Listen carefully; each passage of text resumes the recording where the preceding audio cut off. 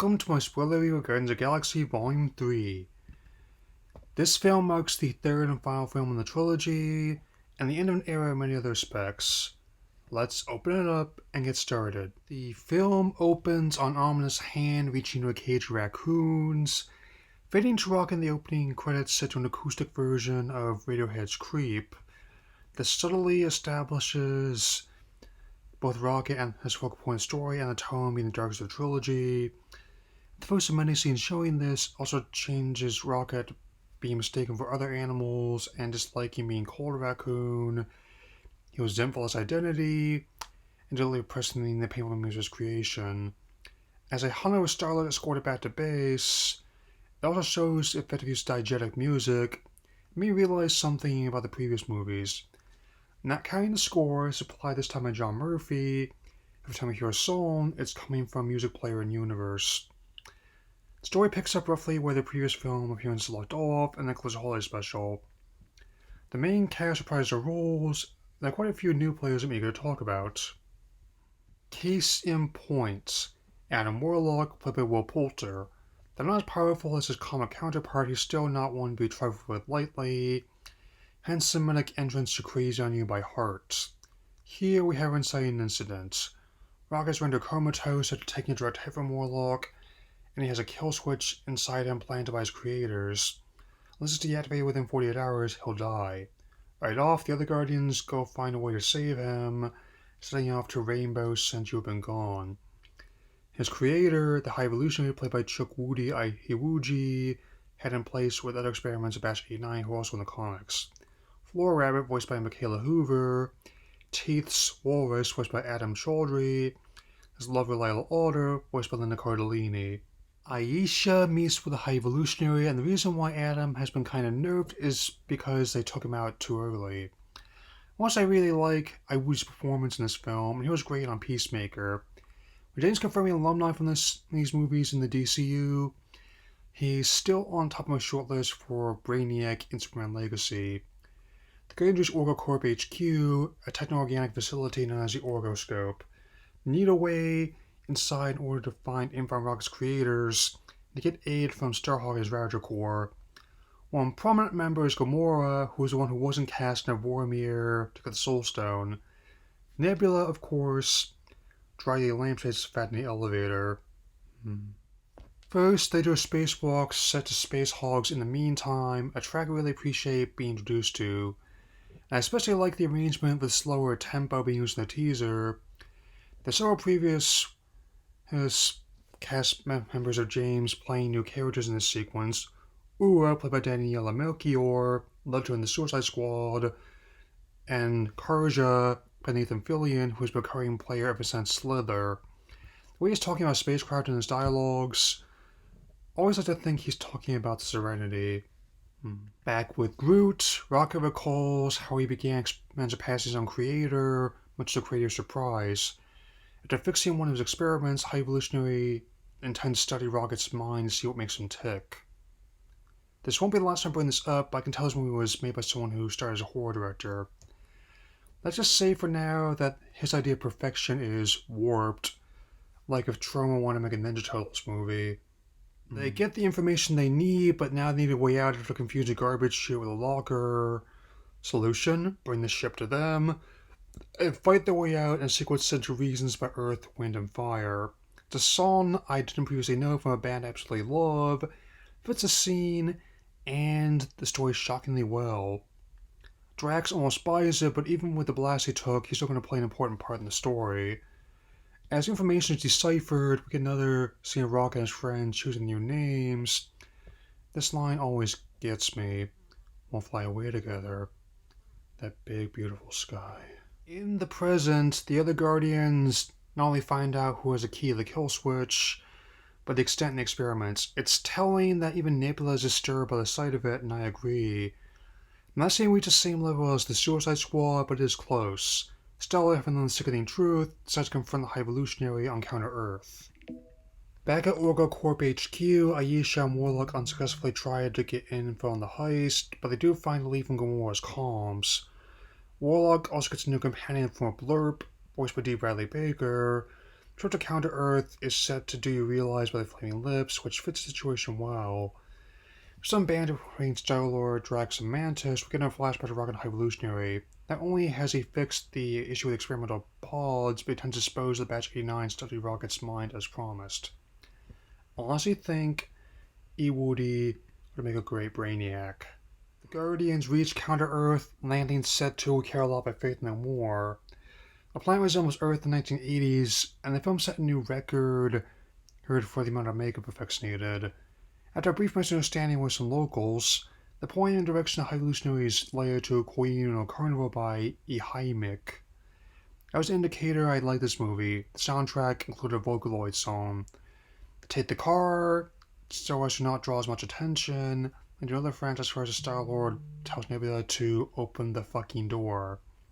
Well, there's your PG-13, folks. Hope all the teens that saw this enjoyed that. Star-Lord, Nebula, and Groot head to HQ as Drax, Mantis, and Gamora stay behind. Alice Cooper's always chasing rainbows, plays Gamora, examines Quark's belongings, and he has noticed Counter-Earth isn't as perfect as society has been pitched. I especially note the cephalopod pusher, which reminds me of the snake in that freaky old PSA. They're greeted by the War Pig, voiced by Judy Greer, and the Behemoth, voiced by Ronaldo Faberly, apology for pronunciation. Side note, with Barbie being a big hit, these guys will make good villains in the He-Man reboot Mattel bought the rights back to. As Star-Lord, Groot enter the High Evolutionary's chambers, we get one last flashback reveals that Rock was the lone survivor of Batch 89, as the rest were killed and that he escaped. Outraged, Rocket mauls High Evolutionary for breaking out in a spacecraft. This is one of the darkest scenes, if not the darkest scene in the film. Not saying we reached the level of what James did with the Suicide Squad, but I can definitely tell this movie was made by a horror director. Back in the present, Star-Lord takes issue with the Evolutionary's idea of perfect society, citing the problems he saw. However, not only does he already know, he doesn't care.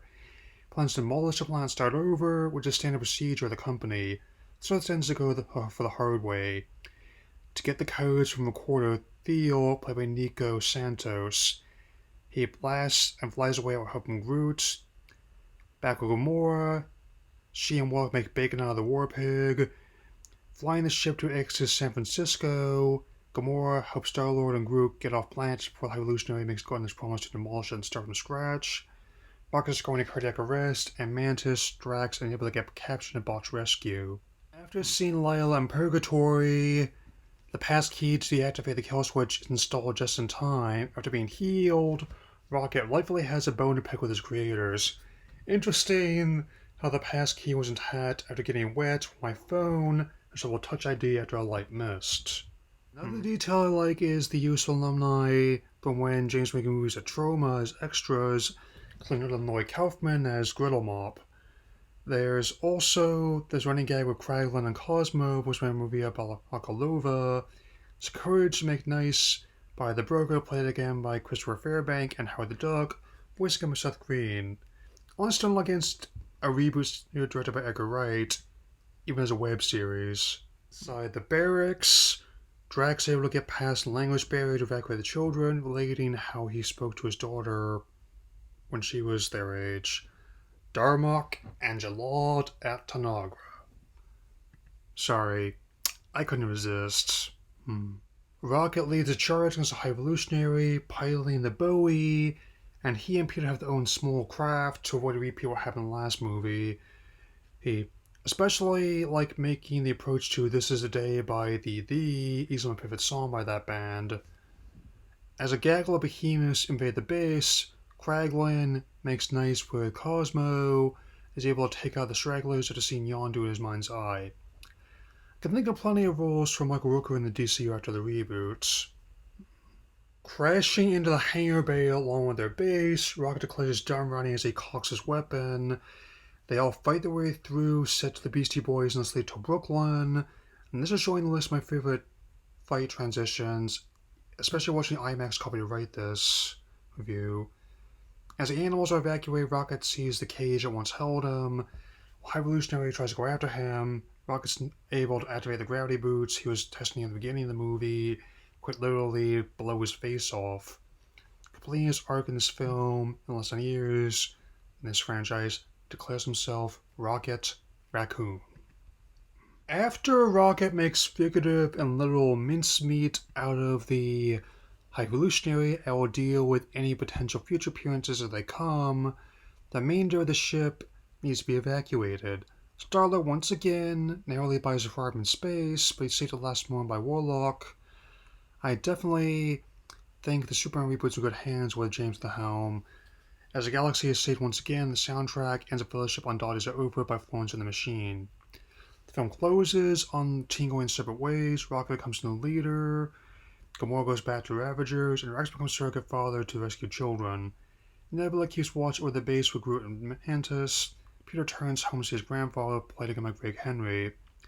This also makes the epilogue cut from the first film canon, technically. The first stinger sees Rocket and Drax leading the new team on a mission, with a touching callback as Rocket cues up a song to stampede to, Come and Get Your Love by Redbone. The second stinger sees Peter reconciling with his grandfather at breakfast, offering to help as next phase of his life begins. The sweet send-off and a good transition to what's next for Captain Multiverse Saga. The film opened a very unpredictable summer 2023 and ended up as one of the biggest hits of that, with $358 million domestically and $845 million worldwide. What lies ahead for Multiverse Saga remains unclear. What is clear is from a stellar conclusion to an excellent trilogy. Very eager to see what James has planned for the DCU in the near future, and many aspects of this one can be commented as well as Superman Legacy. I am very glad to have experienced this trilogy and shared it with you all. I'll see you all again very soon. Take care, everyone.